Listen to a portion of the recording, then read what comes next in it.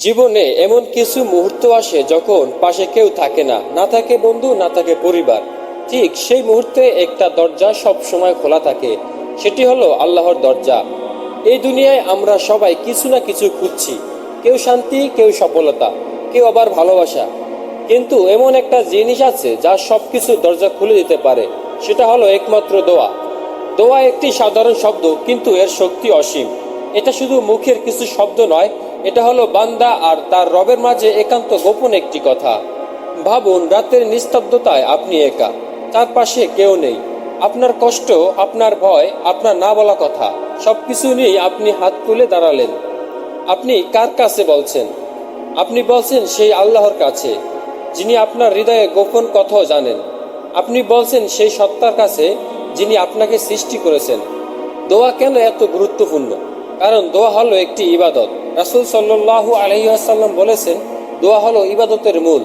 মানে আপনি যখন দোয়া করেন, আপনি শুধু কিছুই চান না, আপনি আল্লাহর কাছে নিজের অসহায়ত্ব প্রকাশ করছেন।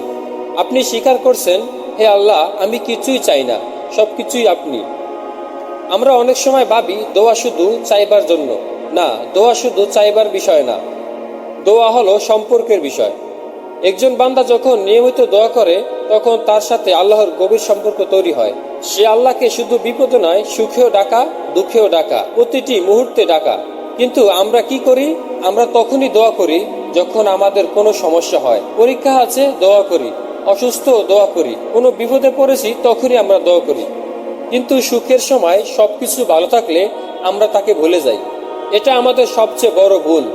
আমরা আল্লাহকে তখনই মনে করি যখন আমাদের প্রয়োজন হয়, কিন্তু আল্লাহ চান আমরা সব সময় তার সাথে কথা বলি।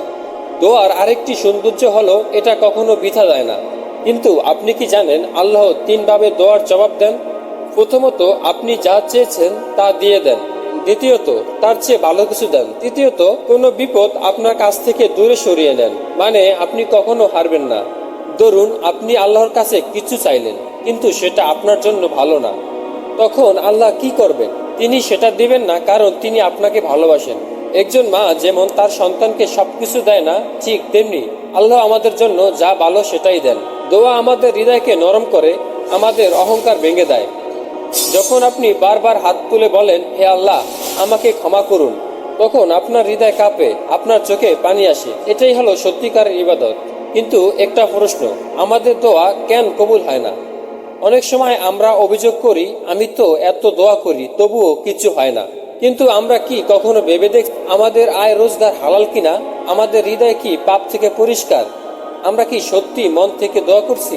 যদি আমাদের জীবন গুনাহে ভরে যায়, যদি আমরা আল্লাহর আদেশ অমান্য করি, তাহলে দোয়ার দরজা বন্ধ হয়ে যায়। তাই দোয়ার সাথে দরকার তাওবা, নফসকে নিয়ন্ত্রণ করা আর হালাল জীবন যাপন করা। ভাবুন তো, আপনি যদি আজ আল্লাহকে ডাকেন, হে আল্লাহ, আমি আপনার কাছে ফিরে আসতে চাই, তাহলে আল্লাহ কি করবেন? তিনি আপনার দিকে দৌড়ে আসবেন। হ্যাঁ, একটি হাদিসে বলা হয়েছে, বান্দা যখন আল্লাহর দিকে এক কদম এগোয়, আল্লাহ তার দিকে 10 কদম এগিয়ে আসেন। দোয়া হলো আশা, দোয়া হলো ভরসা, দোয়া হলো সেই আলো যা অন্ধকারের মাঝেও পথ দেখায়। যখন সব দরজা বন্ধ হয়ে যায়, তখন একটি দরজা খোলা থাকে, সেটি হলো আল্লাহর দরজা। তাই আজ থেকে চেষ্টা করুন নামাজের পরে দোয়া করতে, রাতে ঘুমানোর আগে দোয়া করতে, একাকী সময় আল্লাহর সাথে কথা বলতে। আপনার বাসায় বলুন, আপনার হৃদয়ের কথা বলুন, কারণ আল্লাহ আপনার ভাষা বুঝেন না, তিনি আপনার হৃদয় বোঝেন। একদিন এই দুনিয়া ছেড়ে আমাদের চলে যেতে হবে। সেদিন আমাদের সাথে থাকবে না আমাদের টাকা, আমাদের বন্ধু, আমাদের পরিচিত মানুষ, থাকবে শুধু আমাদের আমল আর আমাদের দোয়া। তাই এখনই সময় আল্লাহর সাথে সম্পর্ক করার। হাত তুলুন, চোখ বন্ধ করুন আর বলুন, হে আল্লাহ, আমাকে আপনার কাছে টেনে নিন। ভিডিওটি ভালো লাগলে আমাদের চ্যানেল সাবস্ক্রাইব করে রাখবেন।